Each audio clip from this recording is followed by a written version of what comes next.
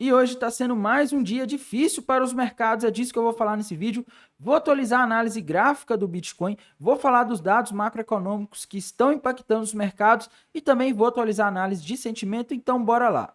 Antes de começar, eu peço encarecidamente que você deixe o like aí embaixo. É assim que o YouTube reconhece que esse conteúdo é bom e que você quer que esse canal continue trazendo mais conteúdos como esse. Não se esqueça de se inscrever no canal e ativar o sininho para receber as notificações dos vídeos e análises que eu posto aqui diariamente. Bem, pessoal, então vamos aí falar da situação do Bitcoin, o que está acontecendo hoje. Bitcoin aí caindo um pouquinho, né? Praticamente parado, né, pessoal? Não dá nem para falar que está caindo, que ele está se movendo 0,5% para baixo. Tá estável, porém a coisa não está muito boa nos outros mercados, tá? Bolsas americanas aí seguem em um momento bem complicado, fazendo um movimento aí de queda aí por alguns dias seguidos já, inclusive tendo rompido um padrão gráfico. Vou falar das bolsas americanas, mas vamos começar aqui pelo gráfico do Bitcoin, tá? Gráfico aqui diário, pessoal. Só vai formar padrão se perder a região dos 24.800 dólares para baixo. Tá? Enquanto não perder, não tem padrão gráfico aqui no diário do Bitcoin, pelo menos da forma como ele está configurado agora. Se romper para baixo, forma um topo duplo, que eu já falei várias vezes aqui, com alvo na região 19.800. Tá? Mas por enquanto não rompeu. Vamos ver aqui no de uma hora para ver se tem alguma novidade. E no de uma hora, galera, o gráfico do Bitcoin está bem pior ainda, né? Não dá para ver nenhum padrão gráfico aqui muito claro, tá andando de lado e na minha visão a gente vai ver os próximos movimentos sendo definidos muito mais por eventos macroeconômicos e pela análise de sentimento, pelo posicionamento geral dos traders do que pelo gráfico do Bitcoin, de pelo menos aqui de uma hora, tá? Nos próximos dias ele não tá dando uma dica muito boa, mas pessoal, tá acontecendo algo aí que é bem tenso para os mercados e o que é bem tenso é isso daqui, galera. Hoje, SP500, mais uma vez, o índice das 500 maiores empresas listadas em bolsas nos Estados Unidos, caindo sem parar. E agora, galera, a gente tem um padrão gráfico aqui no SP500. Eu não sou fã de análise gráfica em SP500, tá? Não sei se eu tenho minhas dúvidas se é a forma mais eficiente de analisar, mas de qualquer forma já estamos aqui, vamos falar, né? A gente tem aqui, pelo menos é o que eu vejo, um topo duplo rompido para baixo no SP500 com alvo ali na região dos 4.115 pontos aproximadamente, tá? Então, o SP500 tá com projeções de baixa e se esse topo duplo aqui, que é um topo duplo grande que se formou, galera, vem se formando desde junho, ele se concretizar, ele pode indicar uma reversão da tendência de alta que a gente vem tendo nas bolsas americanas, aí, principalmente nas empresas de tecnologia, para uma tendência de baixa aí nos próximos meses, tá? O que poderia acabar puxando o Bitcoin e as criptomoedas ainda mais para baixo, causando uma desvalorização nos criptoativos, tá? Então essa é a visão, essa é a perspectiva aqui do gráfico do SP500. Mas, Tainan, e aí? Por que o mercado está caindo desse jeito hoje? Você sempre fala que no SP500 o ideal é a gente olhar o que está acontecendo nos dados macro e não ficar olhando só a análise gráfica. Pois é, pessoal, hoje a gente teve a divulgação de alguns dados macroeconômicos e os mercados não gostaram desses dados, galera. Eu particularmente acho que do jeito que eles vieram é melhor do que se eles viessem surpreendendo para cima, mas os dados surpreenderam para baixo. Tá? A licença da construção civil veio um pouquinho abaixo da expectativa, mostrando que o mercado imobiliário dos Estados Unidos aí, ele tá um pouco pior do que a expectativa, mas ainda veio mais forte do que o anterior, tá? Mas o anterior foi 1.443, esse 1.541, então tivemos mais licenças na construção civil nesse último dado em relação ao do mês passado. Outro dado que veio aí que surpreendeu o mercado, galera, confiança do consumidor, tá? No mês passado ela tinha vindo 108, ela só estava crescendo e nesse mês ele veio 103, acima da projeção de 105,5, que era a expectativa do mercado, galera. Bem abaixo, né, da expectativa. Eu, particularmente, acho que ainda está alto. Tá? A gente está falando de uma economia que já era para estar desacelerando mais rapidamente, que, né, se isso acontecesse, permitiria o Fed abaixar os juros, ainda está um nível relativamente alto, tá? Mas enfim, pessoal, o que outro dado aqui que também desanimou os mercados é as vendas de casas novas que vieram bem mais abaixo da expectativa e bem abaixo no mês anterior. A expectativa era de 700 mil, veio 675 mil e no mês anterior era 739 mil. Tainan, e aí? Resume para mim esses dados que eu não estou entendendo, tá? Basicamente, pessoal, esses dados mostram que a economia dos Estados Unidos, pelo menos com esses dados aqui de setembro e agosto, né, do mercado imobiliário de agosto e confiança do consumidor de setembro, tá dando uma desacelerada aí abaixo da expectativa dos economistas, tá? O que pode fazer o mercado entender que a gente está naquele cenário ou está indo para aquele cenário de estagflação, quando você não tem crescimento econômico, mas a inflação segue alta e às vezes até acelerando, tá? E por falar em acelerando, pessoal, hoje com todo o mercado caindo, adivinha quem que subiu? Pois é, ele mesmo, galera. Petróleo subindo hoje no gráfico diário aí, tá?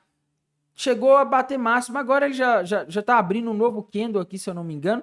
Mas enfim, pessoal, o Brent hoje teve se mantendo aí elevado, tá? Isso aqui não é nada bom para o mercado, galera. O petróleo se mantendo nesses patamares e ameaçando subir mais aí nos próximos dias. Me desculpe, pessoal, estava no gráfico de 1 hora e achei que estava no diário, tá? Agora no diário. O petróleo subiu hoje, galera. Pois é, fechando em alta hoje, fechando em alta de 0,6%. Só que isso aí depois já está subindo desde julho, tá? O petróleo está subindo muito rapidamente desde julho, porque a Arábia Saudita e Rússia resolveram ali cortar a produção para aumentar o preço, né? Se o petróleo sobe, a tendência é que a gente tenha inflação, tá? Se a gente tem inflação, o governo dos Estados Unidos, o Banco Central, na verdade, tem que manter os juros altos para combater a inflação e não deixar essa inflação se tornar maligna para a economia, tá? Então, isso faz com que os juros subam, as pessoas investam menos, as pessoas tenham mais incentivo para guardar dinheiro, o que tende a causar menos crescimento econômico e principalmente no mercado de criptomoedas, quedas ou pelo menos não subir. Uma vez que para o mercado de criptomoedas subir, a gente precisa que a demanda esteja maior do que a oferta, tá? Com juros altos, a tendência é as pessoas terem uma maior demanda por ativos seguros, por títulos de dívida do governo americano ou de títulos de dívidas de países seguros. Inclusive, a gente vê aqui o DXY subindo hoje mais um dia seguido, pessoal. Eu tinha mostrado para vocês ontem que o DXY estava fazendo a famosa cruz de ouro, né, que geralmente antecede movimentos aí de altas mais prolongadas. E galera, com o DXY fazendo esse movimento da cruz de ouro, subiu forte ontem, subindo forte hoje. Então, se ele continuar nesse pique, meus amigos, a coisa vai ficar ruim para o Bitcoin, para as criptomoedas, porque com o DXY subindo significa que o dólar está se valorizando globalmente. Se o dólar se valoriza globalmente, todos os outros ativos, inclusive o Bitcoin e as criptomoedas, são cotados em dólar, tendem a se desvalorizar, tá? Então, é uma consequência e não tá nada muito bom. Tainan, por que o DXY não tá subindo? Pelo mesmo motivo que eu comentei agora há pouco, pessoal. A expectativa de juros nos Estados Unidos, de os juros se manterem altos durante todo o ano de 2024, acima de 5%, que foi o que o gráfico de Dotplot mostrou, dá esse entendimento para o mercado, tá? Inclusive, galera, hoje a gente está tendo outra coisa também bem preocupante, que na minha visão reforça esse cenário. Hoje os juros futuros lá nos Estados Unidos, dos títulos de 10 anos, o rendimento dos treasuries de 10 anos, ele subiu, galera. Ele chegou a bater uma máxima hoje, tá? Ele tá subindo aí, tá no maior nível desde a crise de 2008, tá? Juros nesse nível, galera, pode acabar causando uma crise. Então, eu acredito que isso tá causando medo nos mercados e, na minha visão, isso é muito preocupante, tá? Juros futuros nos Estados Unidos não param de subir. Olhem aqui o de 30 anos, né, fazendo máximas novamente hoje, tá? Isso aqui é péssimo, isso é péssimo para os ativos de risco, isso é péssimo para criptomoedas. E na minha visão, se isso continuar desse jeito, a gente pode ver mais uma pernada aí de baixa no mercado, uma pernada mais prolongada, tá? E possivelmente, se o Bitcoin romper para baixo ali dos 24.800, ele vai estar formando aquele topo duplo que eu comentei. E aí, meus amigos, é um abraço. A região dos 19.800 dólares seria um alvo, tá? Tainan, rompeu? Posso abrir um short por esse alvo? Não, não rompeu ainda, mas se romper, meus amigos, já sabem, né? A coisa complica, mas a gente não pode falar aqui só de análise de gráfico, macro, a gente tem que falar também de sentimento.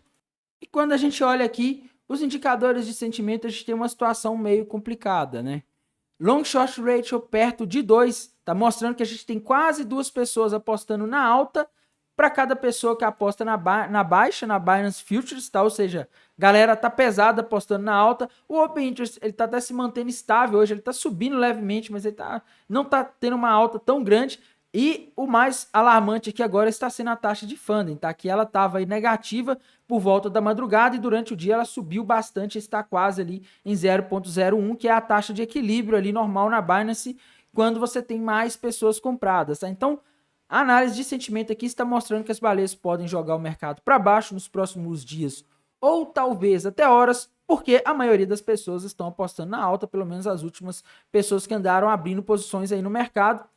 E para saber até onde essas baleias vão querer jogar esse mercado, a gente tem que ver aqui o Liquidation Rate Map da plataforma HighBlock. Aí embaixo tem um link se vocês quiserem assinar a HighBlock, tá? Conhecer a plataforma. Enfim, no Liquidation Rate Map de 7 dias, a gente consegue ver aqui que a maior parte daquela liquidez que estava ali na região dos 26.500 dólares, ela já foi pega, né? O mercado caiu. Em tese era para ele subir, para ir buscar a liquidez acima, só que como temos mais pessoas apostando na alta, ele não vai subir, porque as baleias não são bobas, os market makers não são bobos de darem dinheiro para sardinhas, né? Eles não vão deixar subir porque eles sabem que se subir, muita gente, pessoal que andou abrindo posição nos últimos dias, vai ganhar dinheiro, tá? No de 7 dias a gente tem bastante liquidez ali na região dos 25.600 dólares, e acima os pontos que a gente tem mais liquidez na região dos 27 e principalmente 27.500, tá?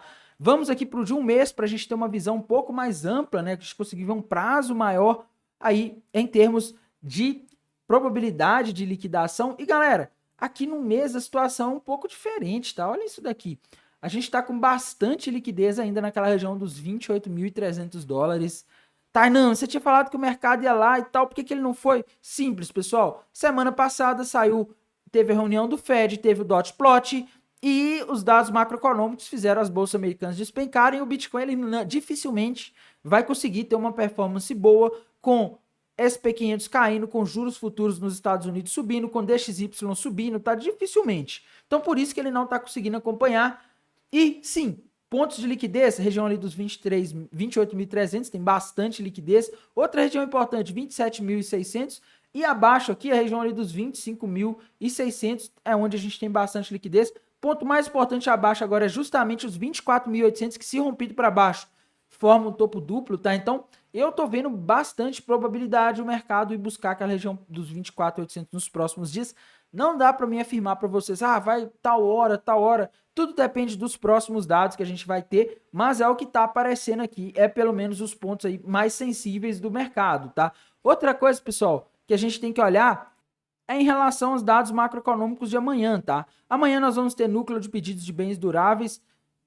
É o dado mais importante de amanhã, às 9h30 da manhã. E quando esse dado sair, pessoal, a gente vai ter aí, provavelmente pode ter alguma volatilidade no mercado, que é um dado importante, tá? Mas o mais importante dessa semana para mim é na quinta-feira de tarde, discurso do Jerome Powell, e na sexta-feira de manhã, às 9h30 da manhã, núcleo do índice de preço PCI, tá? Amanhã, se depender de dados macroeconômicos, tende a ser um dia até mais calmo do que hoje. Mas quinta-feira e sexta-feira, meus amigos, se preparem, porque a gente vai ter muito dado para mexer com o mercado e isso pode bater nas criptomoedas. Altcoins não mudou muita coisa por enquanto, assim que tiver novidades eu vou atualizar vocês. No mais, desejo a todos aí uma excelente terça-feira, um bom descanso e bons negócios. Até mais, tchau.